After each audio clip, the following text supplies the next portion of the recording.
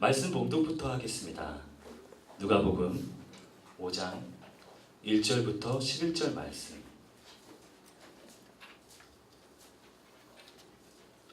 누가복음 5장 1절부터 11절 말씀. 제가 먼저 공독하도록 하겠습니다.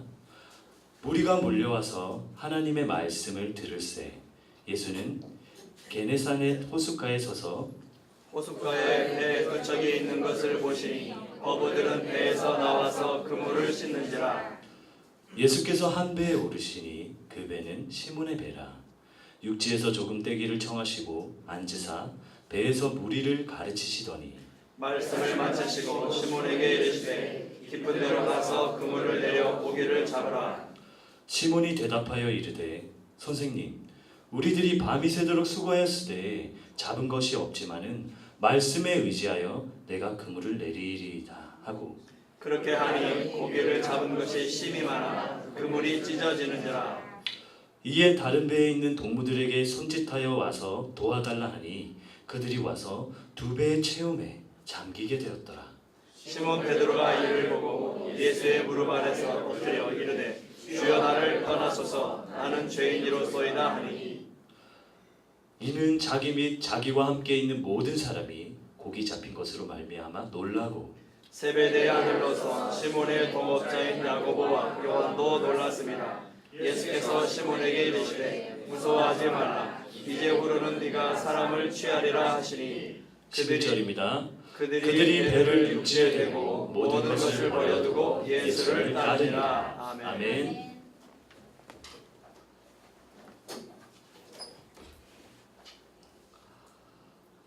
그리스도인이란 무엇인가? 혹시 이런 생각 해보셨습니까? 그리스도인이란 무엇일까요?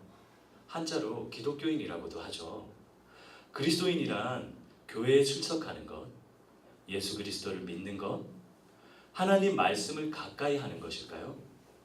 틀리지 않은 말입니다. 하지만 제가 생각하는 그리스도인이라면 예수 그리스도를 머리에 둔 교회에서 다른 성도들과 함께 하는 것도 중요하고 예수 그리스도를 믿는 것과 하나님 말씀을 가까이 하는 것도 중요하지만 그보다 중요한 덕목은 예수 그리스도를 닮아가는 예수 그리스도의 제자된 삶을 살아가고자 노력하는 것이 진정한 그리스도인의 모습이 아닐까 합니다.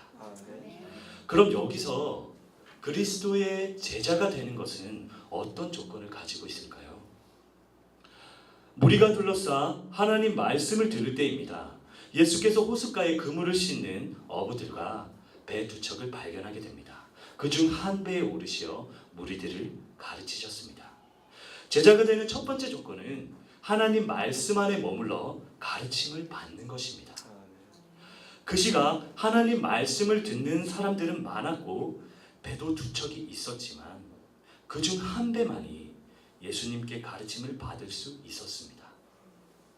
그 한 배에 탄 어부들 역시 다른 배에 탄 동료들과 마찬가지로 그물을 씻고 정리해서 빨리 퇴근하고 싶었을 것입니다. 밤이 새도록 고기 잡히지 않아서 속상하였지만 육신이 많이 피로한 상태였습니다. 하지만 그들은 예수님께 가르침을 받는 것을 선택하였습니다. 여기 계신 성도님께서 그저 하나님 말씀을 듣는 무리로 남는 것이 아니라 하나님께 그리스도의 제자가 되는 것을 늘 소망하는 그런 성도님들이 되시길 간절히 소망합니다. 제자가 되는 두 번째 조건은 말씀에 의지하여 순종하는 것입니다. 예수께서 말씀을 마치시고 시몬에게 깊은 곳으로 가서 그물을 내려 고기를 잡으라 말씀하셨습니다. 그때 시몬의 마음은 어떠했을까요? 하나님 말씀은 예수께서 가장 잘 아시지만 여기 어부가 몇인데 밤새도록 고기를 잡으려고 했는데 그리고 시몬인 내가 선장인데 이런 생각을 하지 않았을까 생각합니다. 하지만 시몬은 말씀에 의지하여 그물을 내리게 됩니다. 그 결과 힘이 많아 그물이 찢어질 만큼 많은 고기를 잡게 됩니다. 이 기쁜 소식을 가장 먼저 다른 배에 있는 동무들에게 전하여 함께할 것을 권하게 됩니다. 그리스도의 넘치는 은혜의 자리에 더 많은 사람들이 함께하게 됩니다. 제자가 되는 세 번째 조건은 이것입니다. 그리스도의 넘치는 은혜를 증거하라. 여기 계신 성도님께서도 늘 그리스도의 은혜 안에 있길 소망하며 받은 은혜를 증거하며 살아가는 성도님들이 되시길 간절히 소망합니다. 제자가 되는 네 번째 조건은 예수님을 주로 시인하고 스스로 죄인됨을 고백하는 것입니다. 누가복음 5장 8절 말씀입니다. 시몬 베드로가 이를 보고 예수의 무릎 아래 엎드려 가로되 주여 나를 떠나소서 나는 죄인이로소이다 하니. 두 배에는 넘치는 은혜로 놀란 무리들이 있었지만 예수를 주로 시인하는 이는 시몬 한 사람이었습니다. 자신을 스스로 죄인됨을 고백하는 이는 시몬 한 사람뿐이었습니다. 그들은 밤이 맞도록 잡지 못한 물고기가 많이 잡힌 것에 정신이 팔려 물고기가 많이 잡힌 것에만 집중하였지 그 물고기의 그 은혜의 근원이 무엇인지 생각하지 못했던 것 같습니다. 하지만 다행일까요? 예수께서 시몬에게 이르실 때 저희가 모든 것을 버려두고 예수를 쫓았다 기록되어 있습니다. 제자가 되는 다섯 번째 조건은요, 모든 것을 버려두고 예수 그리스도를 좇는 것, 따르는 것을 말합니다. 이렇게 제자가 되는 다섯 가지 조건을 모두 지킨 사람은 시몬 한 사람입니다. 그런데 여기서 중요한 것은 예수님께서 제자를 삼으실 때 시몬 한 사람이 아니라 여기서 저희라고 하는 시몬에서 말한 예수께서 시몬에게 말하였지만 시몬과 저희가 모든 것을 버려두고 예수를 쫓았다 말하고 있습니다. 마가복음 1장 16절과 19절 말씀에 근거하여 두 배에 탄 사람은 예수 그리스도를 쫓은 이들은 시몬과 그의 형제 안드레와 세베대의 아들 야고보와 그의 형제 요한이라고 기록되어 있습니다. 제자가 되는 조건은 다섯 가지였지만 그것을 모두 지킨 자는 시몬 한 사람이었지만 예수님께서 예수 그리스도를 따른 사람은 시몬과 안드레와 야고보와 요한이었습니다. 그리고 이들은 12사도가 됩니다. 왜일까? 왜라고 하기보단 예수께서는 그렇게 까다로운 분이 아니심을 말씀드리고 싶습니다. 예수께서 제자를 정하는 조건은 그리 까다롭지 않다는 걸 말씀드리고 싶습니다. 말씀 안에 머물러 가르침을 받고 말씀에 의지하여 순종하고 그리스도의 은혜를 증거하고 예수 그리스도를 주로 시인하고 스스로 죄인됨을 고백함을 모두 다 지켜 행한 뒤 모든 것을 버려두고 예수를 쫓았을 때만 제자가 되는 것이 아니라 다 버려두고 예수를 쫓는 사람, 예수 그리스도를 따르는 사람이면 제자가 되는 조건으로 충분하다는 것을 말씀드리고 싶습니다. 다른 조건이 채워지지 않아도 예수 그리스도를 따르기만 하면 제자의 조건으로 충분하다는 것을 말씀하시는 것입니다. 그 이유엔 예수께서 인도하신다는 것입니다. 예수께서 제자로 만들어 주신다는 것입니다. 다 지켜 행하는 것이 중요한 것이 아니라 마지막 하나, 단 하나 다 버려두고 예수 그리스도를 따르는 것만이 필요함을 말씀드리는 것입니다. 그리스도의 제자는 우리 스스로가 만들어지는 것이 아니라 그 위치에 오르는 것이 아닙니다. 우리의 행위로 제자가 될 수 있다면 그 행위로 닿는 것이라면 불교나 다른 종교와 뭐가 다르겠습니까? 예수께서 말씀하신 것을 다 지켜 행했다 하더라도 예수 그리스도를 따르지 않으면 이 역시 제자가 될 수 없는 것입니다. 마태복음을 보겠습니다. 마태복음 16장 17절에서 20절 말씀, 예수 그리스도를 찾아온 부자 청년 이야기입니다. 마태복음 19장 17절에서 20절 말씀입니다. 제가 교독하겠습니다. 마태복음 19장 17절 말씀, 예수께서 이르시되 어찌하여 선한 일을 내게 묻느냐? 선한 이는 오직 한 분이시니라. 내가 생명에 들어가려면 계명들을 지키라. 이르되 어느 계명이니오까? 예수께서 이르시되 살인하지 말라, 간음하지 말라, 도둑질하지 말라, 거짓 증언하지 말라, 내 부모를 공경하라. 내 이웃을 내 자신과 같이 사랑하라 하신 것이니라. 그 청년이 이르되 이 모든 것을 내가 지켰사온데 아직도 무엇이 부족하나이까? 청년은 예수께서 말씀하시는 것을 모두 지켰다 말합니다. 그리고 또 자신에게 부족한 것을 예수께 물었습니다. 마태복음 19장 21절 말씀입니다. 예수께서 이르시되 내가 온전하고자 할진대 가서 내 소유를 팔아 가난한 자들에게 주라. 그리하면 하늘에서 보화가 내게 있으리라. 그리고 와서 나를 따르라 하시니. 그리고 와서 나를 따르라.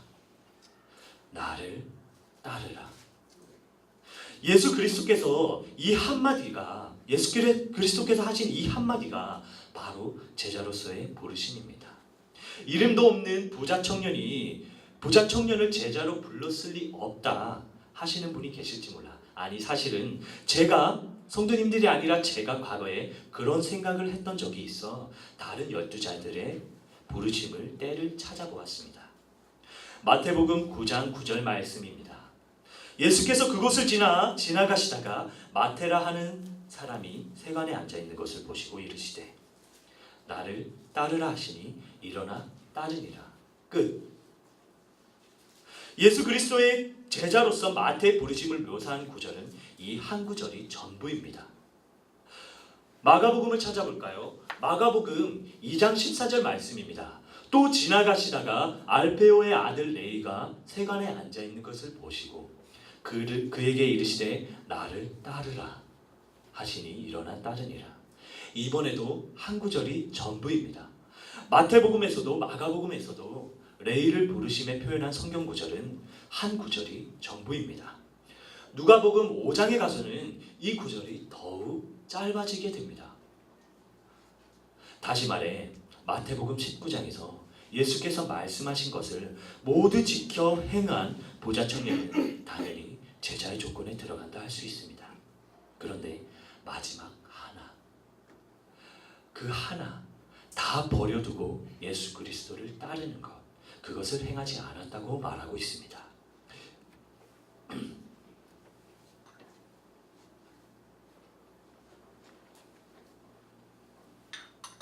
죄송합니다.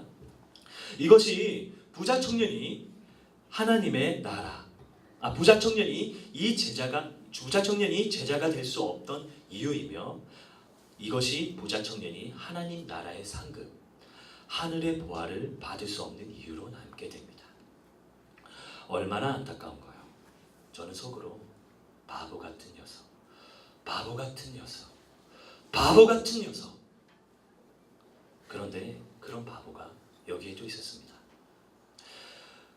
여기에 서 있는 저도 부르심이 있었던 때가 떠올랐습니다. 너무도 선명한 부르심. 나 같은 놈이 뭐라고 그렇게 선명하게 찾아오셔서 나를 부르셨는데, 그날의 값진 은혜의 자리, 은혜의 순간에 그 부르심을 자그마치 3년이나 무시한 채 지냈던 지난 6년간의 이야기를 해볼까 합니다. 그땐 꽤 성숙한 나이였고, 성숙해야만 하는 나이였고, 제 삶의 방향과 목적을 분명히 해야 하는 시기였습니다. 그저 제 나름대로의 계획대로 삶의 방향과 목적을 정하고 나아가고 있었던 때입니다. 버티고 있었다는 표현이 맞을 것 같습니다. 그저 당장 내게 필요했던 돈, 자동차, 집, 이런 물질만 충족시키며 그냥 그것이 전부인 것 마냥 살아갔던 것이었습니다. 그런데 또래에 비해 제가 돈을 잘 벌긴 했습니다. 하지만 제 삶의 목표가 돈으로만 끝나는 것을 원치 않았던 것 같습니다. 그래서 스스로 가지 않던 교회를 다시 제 발로 찾아가게 되고, 먼저 어머니께서 출석하시던 교회를 찾아갔다가 그곳엔 청년부가 없어서 근처에 다른 교회를 찾다가 지금 제가 전도사로 섬기고 있는 장평교회 청년회에 출석하게 되었습니다. 그땐 하나님이 궁금하게 되었습니다. 정말 실제 하시는지, 그리고 어떤 분이신지 등등 하나님에 대한 모든 것을 알고 싶었습니다. 마침 교회에선 두날개 제자 교육을 하던 시기라 그 제자 교육에 참여하면 왠지 하나님을 알 수 있을 것만 같았습니다. 남들은 3개월간의 제자 교육을 한 번 이수하는 것도 힘들어했는데 저는 양육반, 제자반, 군사반, 재생산반 4개의 과정을 아침 저녁으로 반복하여 제자 교육에 참여하였습니다. 당시 제겐 제자 교육이 재밌었습니다. 왜? 이걸 하면 하나님을 알 수 있을 테니까 재밌었습니다. 그렇게 열심히 제자 교육을 참여하다 보니 어느새 3개월 과정을 12번이나 반복하게 되는 놀라운 일이 저의 삶 가운데 일어나게 됩니다. 학교 다닐 땐 공부하는 게 그렇게 싫었는데 그땐 그렇게 재밌기만 했습니다. 그런데 문제는 3개월 과정을 12번이나 거쳤으니 제가 하나님을 다 알 수 있었을까요? 당연히 다 알 수 없었습니다. 그리고 앞으로도 알 수 없을 것임을 알게 되었습니다. 하지만 끊임없이 하나님을 알아가야 함을 알았고 예수 그리스도를 알게 되었습니다. 그리고 그리스도의 은혜와 구원을 알게 되었습니다. 그리고 건물이 아닌 교회를 알게 되었습니다. 그리고 제자교육 과정 가운데 저는 청년부 찬양단, 대예배 찬양단, 그리고 전에 없던 청년 새가족 담당자가 되면서 조그만 섬김을 시작으로 곳곳에서 쓰임을 받기 시작했습니다. 그리고 두날개 제자교육이 중요한 과정 중 하나인 리더 과정도 이수하게 됩니다. 그 시기였습니다. 성령께서 제게 찾아오신 날, 많은 사람들을 통해 제게 부르심을 확인시켜 주시던 때였습니다. 성령께서 어떻게 찾아오셨는지 이 자리에 말씀드릴 수는 없습니다. 하지만 그 순간에는 소리 없이 조용히 기도하던 그때에는 저는 움직이면 안 될 것만 같았고 제게 일어난 일이 무엇인지 궁금했었고 왜 일어났는지 궁금했었습니다.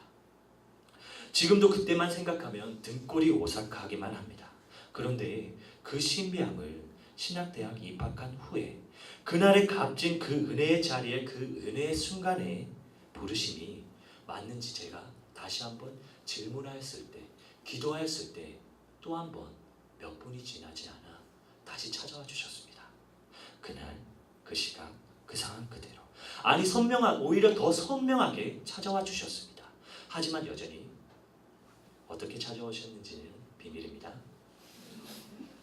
신학대학을 입학 결정하기 전까지는 몰랐습니다. 아니, 몰랐던 것은 아니었습니다.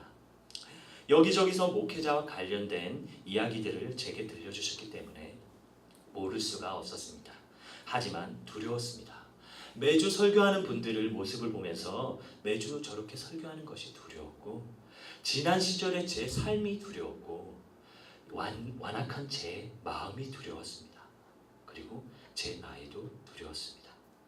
그래서 나는 평신도 사역자가 될 거라고, 평신도 사역자도 사역자니까 평신도 사역자를 할 거야 라고 저만의 착각으로 저만의 목표를 세워 그저 그렇게 살아가고 있었습니다.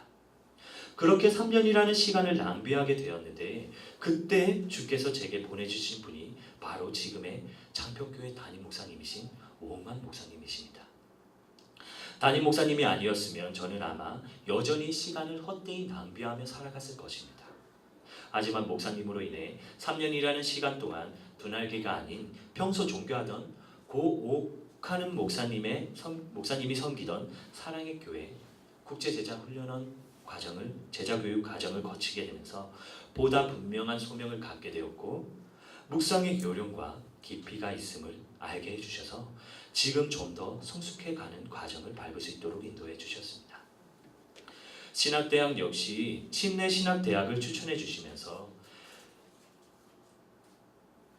제 삶의 방향과 목적을 제시해 주셨습니다.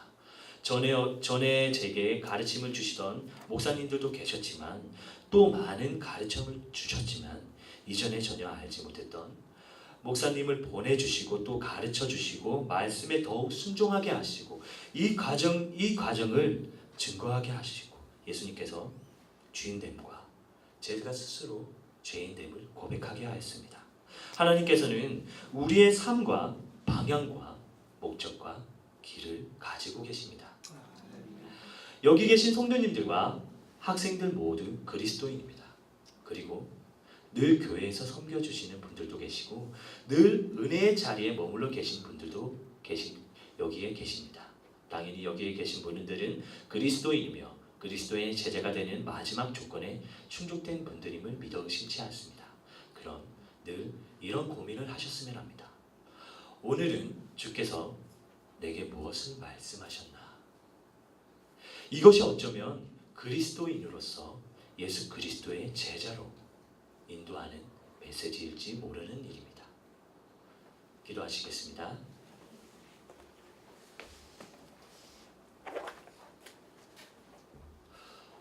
주님, 하나님을 높여드리는 이 자리에 부족한 많은 저희들, 죄 많은 저희들, 연약한 저희들을 불러 모아주신 것에 감사드립니다. 주께서 항상 저희를 바라보시고 저희에게 귀 기울여 주신 것과 같이 오직 주님을 믿으며 주님의 말씀에 귀 저희들 되게 하시고 주께서 주신 생각과 예비하심과 인도하심 따라 나가는 저희들 될 수 있도록 인도하여 주시옵소서. 세상의 가치보다 세상에서 얻어지는 물질이나 지식보다 하나님을 알아가는 것, 하나님 말씀과 예수 그리스도를 알아가는 것, 예수 그리스도를 닮아가고 예수 그리스도의 제자가 되는 것이 더욱 소중한 가치임을 깨닫게 하시고 삶 가운데 예수님의 사랑이 드러나게 하시고 하나님께 받은 지혜가 드러나게 하시고 주님의 은혜로 가득 찬 삶 가운데 이웃들에게, 가족들에게 주님께 받은 은혜와 사랑 나눔에 살아갈 수 있는 우리 성도님들이 될 수 있도록 인도하여 주시옵소서. 그리고 하나님의 말씀, 복음의 메시지를 많은 사람들에게 전해지는 데 쓰임받는, 주께서 잃어버린 양들 모두 찾을 때까지 쓰임받는 그런 저희 성도님들 될 수 있도록 인도하여 주시옵소서. 사랑이 가득한 예수 그리스도의 이름으로 기도드렸습니다. 아멘.